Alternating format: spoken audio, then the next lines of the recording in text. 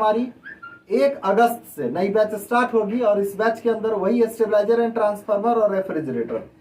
Stabiliser and transformer के अंदर मैं आपकी डाउट क्लियर कर दूं, सिर्फ उसके अंदर स्टेबलाइजर और ट्रांसफार्मर नहीं होता, उसके अंदर बैटरी चार्जर भी होती है, डोमेस्टिक और कमर्शियल, टेरोडाइल ट्रांसफार्मर भी डिजाइनिंग। ये सीखे पता चला कि किसी चीज में हमको अच्छे से स्किल्ड, किसी एक चीज का अच्छे से स्किल्ड मुझे नहीं आया, और जब हम काम करने के लिए बैठे और वो काम मेरा नहीं हो पाया, तो वैसे कंडीशन में क्या होता है, डिमोटिवेशन होता है। आदमी अपने काम से खुद डिमोटिवेट होता है, अरे ये कौन सा काम हमने स्टार्ट कर लिया कि ये काम हमसे हो नहीं पा रहा है। तो बेसिकली मैं आप लोगों को बताना चाहता हूँ कि जितना काम सीखें बिल्कुल अच्छे से सीखें, और अच्छा रहेगा कि सीढ़ी एक एक कर चढ़ना ज्यादा बेटर होता है सबके लिए।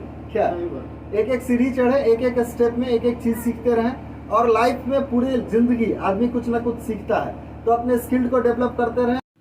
नमस्कार दोस्तों, मैं हूं आपका अपना दोस्त नंदन और आप देख रहे हैं CNDC बाय नंदन। दोस्तों 13 जून से जो हमारी बैच स्टार्ट होने वाली थी वो स्टार्ट भी हुई और अब खत्म होने के कगार पे है। खासकर इसके अंदर स्टेबलाइजर एंड ट्रांसफार्मर के अंदर एक अकेले थे उमर फारूक जी, और रेफ्रिजरेटर और स्टेबलाइजर दोनों के अंदर 2 और स्टूडेंट थे, एक झारखंड के रहने वाले थे और एक छपरा के।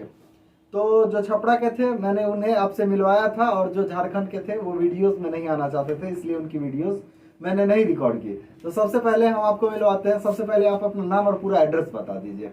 मेरा नाम मोहम्मद उमर फारूक, मैं बिहार के बक्सर जिले के एक छोटे से गांव बरना से का रहने वाला हूं, और सर का वीडियो देख के मैं यहां पे स्टेबलाइजर और ट्रांसफार्मर का काम सीखने के लिए आया था।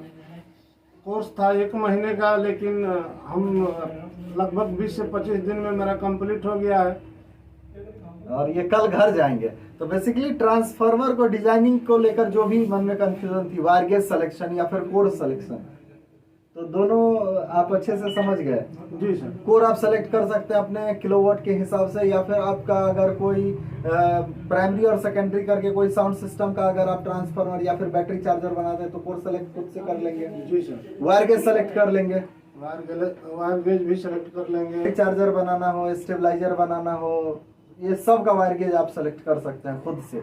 जी सर। इसमें कोई भी डाउट नहीं रहा, थोड़ा सा भी नहीं। तो बेसिकली इन्होंने, इनका जो कोर्स था वो ट्रांसफार्मर एंड स्टेबलाइजर था। ट्रांसफार्मर की डिजाइनिंग इन्होंने अच्छे से कर ली, हालांकि स्टेबलाइजर के बारे में इन्हें पहले से भी बहुत कुछ पता था, पहले से भी आप काम करते हैं। जी। आपका दुकान कहाँ पे है? अपने गांव में ही घर पे ही काम करते थे, अभी दुकान नए जगह पे शिफ्ट करना है। कहाँ पे? तियरा बाजार में।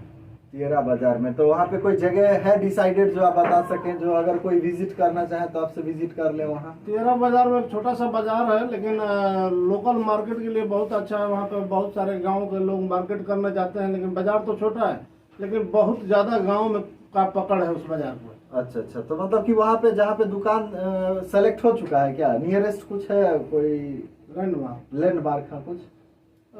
तियरा बीच बाजार में ही है। अच्छा, 13 बीच बाजार में है। इनका नाम ऐसे मोहम्मद गुड्डू, वैसे कॉलिंग नेम मोहम्मद गुड्डू है, और वैसे मोहम्मद उमर फारूक। तो अगर आप नियरेस्ट हैं मतलब वहाँ से, तो आप वहाँ पे जाकर इनसे विजिट कर सकते हैं। अगर आपके स्टेबलाइजर के अंदर कोई दिक्कत है या फिर नया स्टेबलाइजर असेंबल करवाना हो, तो आप बेहिचक जाकर वहाँ से अपने लिए आप एक स्टेबलाइजर ले सकते हैं, या फिर रिपेयर वगैरह जो भी है वो करवा सकते हैं। साथ के साथ और भी स्किल्ड है इनके पास, जिससे कि फैन वगैरह का काम, फैन वगैरह भी, एम्पलीफायर मशीन का भी काम करते हैं। तो इस सब तरह का अगर कोई टेक्निकल काम हो, मिक्सर मशीन वगैरह सब मिक्सर मशीन वगैरह ये सब कुछ का काम करते हैं। तो अगर आप, आपका डिस्ट्रिक्ट कौन सा हुआ? बक्सर डिस्ट्रिक्ट। तो अगर आप बक्सर डिस्ट्रिक्ट के हैं और अगर आपको क्वालिटी ऑफ प्रोडक्ट चाहिए तो थोड़ा सा कष्ट करके, और जो मार्केट का नाम बताए कौन सा? तियरा बाजार राजपुर थाने में पड़ता है। हाँ, तो आप वहाँ पे जाकर विजिट कर सकते हैं। हालांकि बहुत सारे जगहों से मुझे कॉल आती है कि मुझे एक स्टेबलाइजर बनवाना है, तो कहाँ से बनवाए? तो भाई साहब, हमारे यहाँ से जो भी स्टूडेंट कहीं गए हुए होते हैं ट्रेनिंग करके, तो मैं उनका जो भी नियरेस्ट होता है मैं नंबर दे देता हूँ। तो फिलहाल में ये आपको आने जाने में किसी तरीके की कोई दिक्कत? आने जाने में बक्सर स्टेशन से गाड़ी पकड़े, डायरेक्ट लहरीसराय स्टेशन पे उतरे। लहरियासराय स्टेशन पे उतरे। दरभंगा और लहरियासराय स्टेशन में 3 किलोमीटर का डिफरेंस है, और हमारे इंस्टीट्यूट से लहरियासराय भी 3 किलोमीटर के डिफरेंस पे है, और दरभंगा भी 3-3.5 किलोमीटर के डिफरेंस पे है। लहरियासराय अगर रुकती है गाड़ी तो लहरियासराय से ये फायदा मिल जाता है कि हम जो अपने घर से आते हैं तो लहरियासराय स्टेशन होते हुए आते हैं, तो बेटर रहता है कि वहां से डायरेक्ट रिसीव करके यहाँ पर चले आते हैं। तो आप दरभंगा या लहरियासराय कहीं भी उतर सकते हैं। वैसे हमारी 1 अगस्त से नई बैच स्टार्ट होगी और इस बैच के अंदर वही स्टेबलाइजर एंड ट्रांसफार्मर और रेफ्रिजरेटर। स्टेबलाइजर एंड ट्रांसफार्मर के अंदर मैं आपकी डाउट क्लियर कर दूं, सिर्फ उसके अंदर स्टेबलाइजर और ट्रांसफार्मर नहीं होता, उसके अंदर बैटरी चार्जर भी होती है, डोमेस्टिक और कमर्शियल। टेरोडाइल ट्रांसफार्मर भी डिजाइनिंग आपने सीखा। टेरोडाइल ट्रांसफार्मर में आप उसके अंदर भी वायर गेज सिलेक्शन से लेके और कंप्लीट जो चीजें हैं सारी की सारी चीजें आपको पता चल गई। उसका टर्न पर वोल्ट निकालना, फिर से वाइंडिंग, एक बार वाइंडिंग आप लोगों ने किया भी, उसमें ऐसा रहा कि कोर के ऊपर जो प्रॉपर इंसुलेशन होना चाहिए वो नहीं लग सका, इसलिए वो थोड़ा सा उसमें एक बार परेशानी भी आई। तो खैर कोई नहीं, एक्चुअली क्या था कि उसमें पहले के जो छात्र है इंसुलेशन जो किए तो उसी में थोड़ा सा फॉल्ट था मतलब उसको बाइंडिंग में कोई फॉल्ट। हाँ, री इंसुलेशन ये लोग नहीं किए, उसी इंसुलेशन के ऊपर बाइंड किए। खैर कोई इशू नहीं है, ये सब अगर आप काम करने के दौरान कुछ गलतियां करते हैं तो आप उन गलतियों से भी सीखते हैं। क्या सही बात, गलतियों से भी सीखना एक अच्छा ये है कि आप अपने किए हुए गलती से अगर खुद को सीख लेते हैं तो आपको आने वाले टाइम के अंदर किसी तरीके की कोई दिक्कत नहीं होगी। खासकर आप किसी भाई साहब जो जैसे और लोग वीडियो देख रहे हैं, अभी पहले आप भी देख रहे थे, तो कुछ मैसेज देना चाहेंगे जो ट्रेनिंग करना चाहते हैं, सीखना चाहते हैं उनके लिए? जी, आज बेरोजगारी का आलम है, बेरोजगारी अपने चरम पे है, तो हर नौजवान जो खाली यूं ही बैठा है उसको चाहिए कि कोई टेक्निकल कोर्स करके कम से कम अपना पैकेट खर्च है। यहाँ तो बहुत बड़ा स्कोप है, लेकिन मैं कहना चाहूँगा कि पैकेट खर्चे के उद्देश्य से ही आए और एक टेक्निकल कोर्स करके जाए। जाहिर सी बात है कि वो अपने परिवार का जीवन यापन जो है बहुत अच्छे ढंग से कर पाएंगे। बिल्कुल, अगर आप कहीं बैठे हैं, अगर आप थोड़े बहुत पॉकेट खर्च के लिए कहीं टाइम पास कोई छोटा मोटा जॉब करते हैं, किसी दवा दुकान में कहीं इधर उधर कहीं जाके कोई छोटा जॉब करते हैं, इससे बेटर है आप इस काम को स्टार्ट करें। इस काम को स्टार्ट करने के बाद आपकी थोड़ी बहुत आमदनी शुरू हो जाएगी। बची बात की, अगर आपको इसमें अच्छा स्कोप दिखने लगेगा, आपके पास काम बढ़ने लगेगा, और तो आप इसको फुल टाइम करके आप अपना एक वर्कशॉप लेके और आप एक अच्छी खासी इनकम भी जनरेट कर सकते हैं।